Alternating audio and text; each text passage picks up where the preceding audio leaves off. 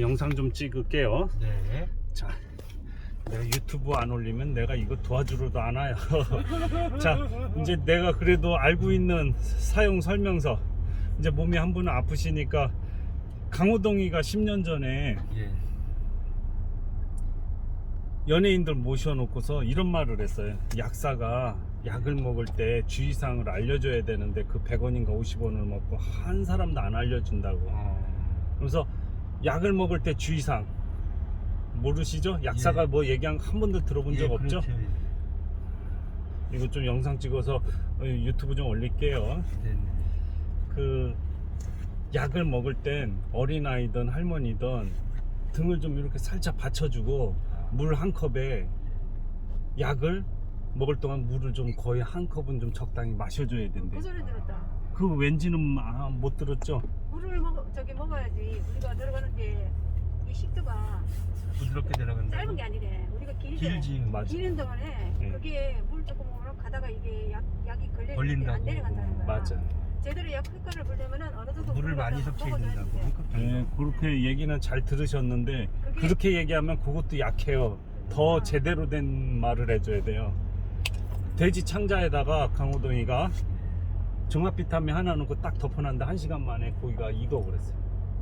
그 약 저기 때문에 열기 때문에. 네, 이렇게 그러면은 누워 계시는 분이나 애들 그냥 감기 걸렸다고 대충 생기게 해가지고 알려. 그 상태에서 만약에 걸렸다 그럼 고기가 타버린 거니까 암이 생길 수 있대.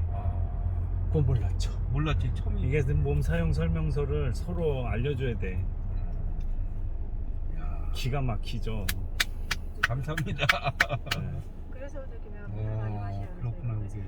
그 다음에 이제 또 주의사항 60kg 이상으로 갈 땐 동물이 사슴이 개가 튀어나와도 어떻게 해야 돼? 핸들을 이렇게 두 손 잡고 가다 1번 박는다, 2번 핸들 꺾어서 피한다.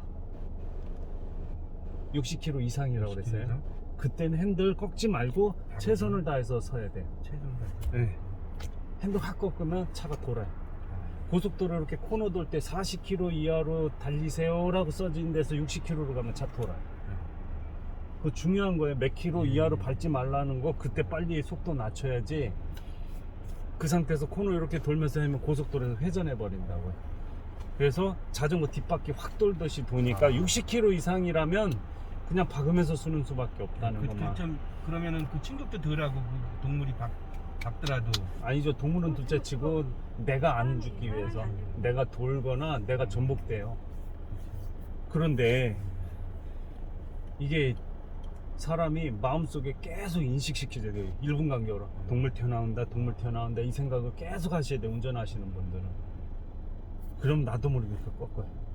그리고 이거 담배 피시는 한 손으로 운전하시는데 이거 되게 위험한 거예요. 두 손으로 자꾸 운전해야 되는 이유가 시동이 꺼질 수가 있어요. 차가. 그러면 차가 무거워지는데 왜 그러지 하고서는 전복 차가 어떤 여자아이가 자기 엄마 모시고서 이렇게 코너던데 낭떠러지예요. 시동이 꺼졌는데 이것만 꺾어줬으면 돼. 두 손으로. 그냥 손을 놔버린 거예요. 전복됐어요. 조금 10배로 무거워졌을 뿐 조향장치나 브레이크가 되는 건데 브레이크가 딱딱해졌다고 일부러 안 밟아요. 가서 쳐박는 거예요. 주행 중에 100km 가다가 시동 꺼지면 브레이크도 딱딱해지는데 그냥 밟으면 쓸 수 있다고요. 내리막이든 오르막이든. 근데 당황하니까 그걸 안 밟고 핸들을 안 꺾으니까 2차 사고 나는 거예요. 꼭 두 손으로. 나도 경험했어요. 네 배로 한 손으로 이렇게 운전기고 코너를 도는데 핸들이 되게 무거워지네. 그래도 주행 중이라 핸들이 돌아가는 거예요. 알고 보니까 차가 꺼진 거예요. 시동이. 그 경험을 한 내 입장에서는 다행히 사고가 안 났지만 진짜 한 손으로 해서 그 중에 하나가 타이어가 터졌을 때는 한 손으로 할 수도 없어요. 확 돌아가 버려요. 핸들이. 그때는 두 손으로만 잘 잡았어도. 내가 빵꾸 때울 때 겁을 최대한 많이 주거든요. 지렁이 빵꾸에 대해서. 일본은 지렁이 빵꾸를 때우면 형사처벌. 무조건 신품으로 갈아야 돼요. 앞 타이어 빵꾸 때우신 적 있어요 없어요? 지금까지? 있을 거예요. 예, 그거 죽으려고 타는 거예요. 그 앞바퀴는. 그 지렁이 저기가. 아무 경고 주의도 안 알려줬죠? 그럼 지금 알려드릴게요. 왜 위험한지. 그럼 난 떼어주고 나서 그 얘기를 해요.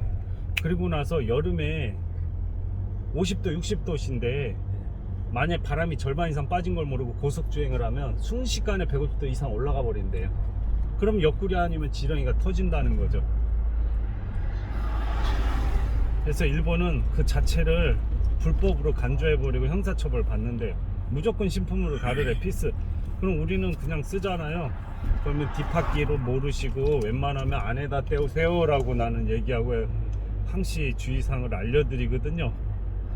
그게 좀 위험하다는 거. 그리고 일본은 3년 지난 타이어도 형사처벌 2년 쓰고 버리는데 우리나라는 이 대형차가 80에서 100만원 돈 하거든요, 타이어가. 그런데 재생으로 다 쓰잖아. 근데 그걸 10만원에 팔아먹어요. 왜 그런가 했더니 일본에서 20-30년 지난 걸 사갖고 와서 10만원에 끼고 앉아있어. 그래서 대형차는 무조건 피해줘야 돼요. 그냥 옆에 따라가지도 말고 그 앞에는 따라갈 생각도 말고 어쩔 수 없어요. 법이 아직 안 바뀌어가지고. 근데 그게 터졌다고 생각해보세요, 앞바퀴에서. 근데 두 손을 잡아도 그거 힘들다고. 그러면은 본인은 언젠가는 타이어는 터진다고 생각하고 두 손으로 잘 잡고 타셔야 전복이 안 돼. 터졌더라도 그대로 쓰고 갓길로 뺄 생각으로. 운전 습관 바꿔야겠네. 한석이라고 올라오는데. 그 다음에 요런 갓길 없는 도로 이미 다 안 되잖아요, 갓길. 여기는 갓길 없는 도로라고 얘기했는데 여기 퍼져 있는 상태로 신고하는 사람이 있어, 우리한테. 그러면 이때는 한 사람은 경찰 부르고 한 사람은 보험사 신고를 해야 되는 게 정석인 거예요. 고속도로 갓길 있죠? 예. 그것도 똑같아요. 경찰 신고해야 돼요. 근데 1차선, 2차선 퍼졌잖아요. 이건 정답이 없어요. 만약에 난 내 가족이 애도 있고 이렇게 퍼졌다 1차선에, 그러면 뭐 빨리 한 사람 112에 한 사람은 도로공사 경찰도 뒤에 와서 앰뷸런스 안 켜요. 밖에만 빼놓고 이쪽 뒤통수에 서 있지 않아요. 지도 맞아 죽으니까. 그럼 내려가서 뒤에서 손 흔드는 분이 있어요. 이 서해대교 위에서 포란도 손님인데 바람 소리가 되게 세. 어디냐니까 고속도로래요. 어디냐니까 1차선이래. 어디냐니까 뒤에서 서 있대요. 아줌마 빨리 차 안으로 타든가 앞으로 도망가세요 그랬는데 바로 전화가 왔어요. 포토 2대가 잔인하게 박았대. 둘 다 폐차. 나한테 귤 한 박스 갖고 오시더라고요. 야, 여기는 무조건 이 서해대교에 40대 불난 적도 있어요, 안개 꼈을 때. 근데 우리는 메카차 경광등 사이렌을 달면 벌금 200이라서 난 다 뜯어버렸어요. 그럼 난 무조건 경찰 신고해요. 갓길에 있다고 하더라도 도로공사 좀 보내주세요 라고 하셔야 돼요. 여기도 마찬가지였고, 아까 갓길 없는 도로는 이런 데서 타이어 교체하다가 내 TV 사고 연출 갔었는데 아산만 방조제 넘어오다가 아버지하고 자식이 죽어버렸어요. 그레이스였는데 타이어 교체하다 저렇게 갓길 없는 도로에서 같이 하다가. 네, 저녁 4시 반이나 5시경. 참 안타까워요. 이걸 한문철 TV나 블랙박스로 본 세상을 유튜브 그거 보는 걸 자식들한테 어머니 할머니 다 보게끔 하셔야 돼요. 거기에 답이 다 나와 있어요. 여기서 이제 우회전 하다가 신호등이 있던 없던 여기 중간에 한번 섰다가 가야 돼요. 이제 작년 말에 애들 2명 또 죽어가지고 일단 정지하고 우회전 하셔야 돼요. 2번 걸리면은 보험료 10% 올라간대. 저기니까 횡단보도니까. 예. 저쪽에 횡단보도는 걸려도 사람만 없으면 우회전해도 되는데 시내에선 그래도 가면 안 돼요. 킥보드가 너무 빨라가지고 고의로 박으면 그냥 빼도 박도 못 해요. 창문 좀 올려도 되나요? 예예예. 아, 난 또 사모님 혹시나 저기 할까봐 괜찮아요. 그 환기를 계속 시켜드리는 거예요. 네, 괜찮아요. 내가 2차까지도 맞고 나 사람들 접촉을 아예 안 했어요. 최근에 캠핑카에서만 놀았어요. 수요일날 네. 수요일날 또 항암치료관 들어가야 되고. 저희 아버지도 위암 수술 하셔가지고 그냥 고생했네 그냥 오면. 지금은 다 정상으로 되돌아오셨어요. 다행이지 뭐예요. 건강이 최고인데. 맞아요. 그래서 그걸 깨닫고 나는 이제 3년 지나면 50이니까 노세 젊어서 노세 이래 지금 유튜브 올리고 있거든요. 지금 유튜브 올리려고 이렇게 영상 녹화해 놓은 거. 기호 1번 치시면 많이 올려놨어요. 주의사항 같은 거, 긴급출동 주의사항 같은 거. 조금 아까 말씀하신 대로 네. 노세 젊어서 놀아야 돼. 맞아. 나중에 놀고 싶어도 못 놀아요. 몸만 좋고 그러면. 어제도 몸이 안 되면 안 돼. 맞아요. 맞아. 노력하겠습니다. 노력이 아니야. 꺼내야 돼. 그 저 공기 좋은 데서 사셔야 돼요. 이것도 하나 맞아요. 알려드려야 되겠다. 예. 아파트에서요 공기를 측정을 해요. 그러니까 숫자는 중요치가 않아요. 이제 숫자로 이제 설명을 해볼게요. 우리 산에 올라갔을 때가 공기가 그냥 아파트에서가 20이라는 숫자가 있으면은요 예. 산에 올라갈 때 공기가 시원한 거 느껴지시죠? 예. 그게 21 숫자 하나 올라갔어요. 그 다음에 다시 아파트로 올게요. 22의 숫자가. 그런데 아파트에서 잠자고 나서 아침에 일어났을 때가 19래요. 네. 근데 그 상태에서 하나만 더 빼면 사람이 죽을 수 있는 산소래요. 그러면 어떻게 돼요? 골 때리잖아요. 아파트 환기를 무조건 시키라는 거예요. 그 면역력이 내려가 버린대. 공기가 없는 데서 사람이 살면은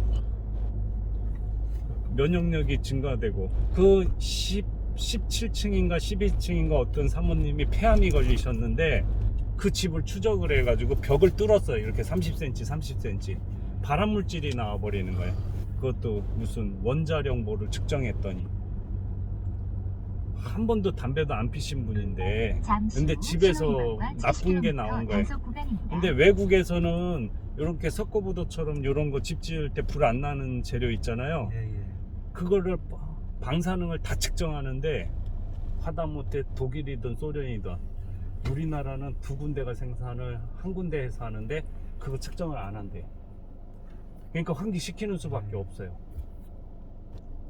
엄청 중요한 거더라고요. 외국은 거기다 유치원을 차려도 그게 나오면 땅에다가 하수구에도 뚫어가지고 환풍기 달아서 바깥쪽으로 바람까지 빼는 장치를 만드는데 우리나라는 그 방사능 측정을 안 한대. 집 질 때 유치원 집 질 때도 그런 규제를 다른 나라는 다 하는데 미친 거예요. 미친 거 정치하는 그러니까, 사람들이. 예. 요 영상 정치 사람들 많이 박수 쳐줘야 돼. 열심히. 그 양반들 지금 보세요. 공약만 그냥 네. 정치에 내세우고. 일단 끊어야 되겠다.